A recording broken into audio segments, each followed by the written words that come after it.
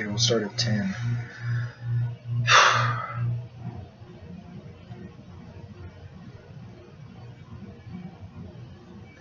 Democrat, Republican, Tea Partier, and Libertarian.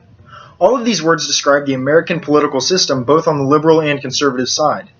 Every election, heated debates break out between parties as the coveted presidency becomes closer to their grasp, and the people choose who will get to watch over the great nation of the United States of America. That's how this process is supposed to work, right? Well, unfortunately, no. In a perfect world, the voice of the people would be heard and listened to, but in our society, this is anything but the case, especially during election time. The Electoral College, for those that are unfamiliar with the term, is a broad term for a group of delegates that cast their votes to represent the state and the state's people in an election. Every state has a different number of delegates, and the total number of delegates across the entire country is equal to 538, and the total number is based on population within the state. This number means that only 538 people out of the entire United States population, which is estimated to be around 318.9 million according to the United States Census Bureau, get a say in who will lead the country.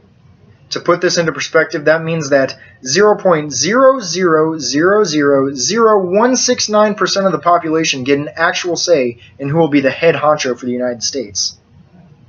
For a nation founded on democracy, the people of the Electoral College is completely the opposite.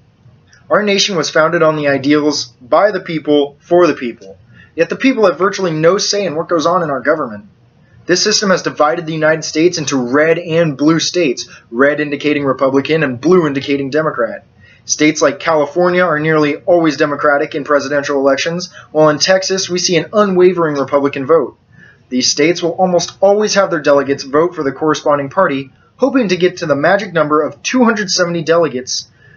Those are the amount of votes needed to win the presidency and put their nomination in office.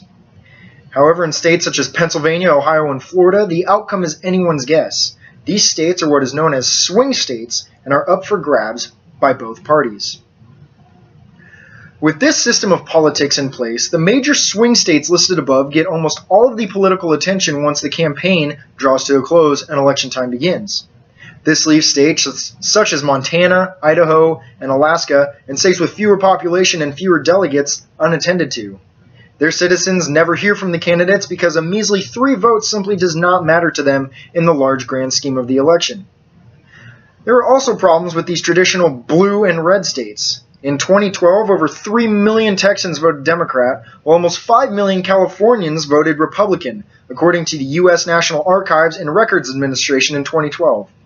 That means that even though there were well over 2 million voters for the opposite party in these blue and red states, their votes did not matter because the Electoral College voted Democrat in California and Republican in Texas. The Electoral College system also usually works on an all-or-nothing basis, meaning that if the majority of the population votes Democrat, California will send all 56 of their electoral votes to the Democratic side, and Texas will send all 38 of its votes to Republican side. If these votes were awarded proportionally in 2012, California would have sent 20 electoral votes to Romney and the Republicans, and Texas would have sent 16 to Obama and the Democrats. So along with the Electoral College putting not even a fraction of a percentage of the population in charge of the election outcome, and making some states and votes meaningless, the Electoral College has shown a few times that even when a candidate wins the majority of citizens' votes, the other party still takes place in office. The most recent example of this can be seen in the 2000 election between Al Gore and George W. Bush. Gore finished up the presidential race with a total of 50,999,899 votes based on infoplease.com, and about 450,000 more than Bush. However, the Electoral College cast more votes towards Bush in the election, giving him the presidency. To combat these arguments, those in support of the Electoral College will often say, delegates have to vote for who we choose. This is actually not true. In 24 states, delegates can vote for whoever they want, regardless of who the state decides. It is estimated that this has happened over 80 times and is not nearly as uncommon as you would think, according to the U.S. National Archives and Records Administration in 2000. So with all of these factors coming into play, why do we still have the Electoral College? Well, that is an excellent question. In fact, according to a Gallup poll taken in 2011, 62% of Americans would like to amend the Constitution to replace the Electoral College with a popular vote system, both Democrats and Republicans alike. Only 35% say that they would keep the system as is, and that graph will be showing up for you now.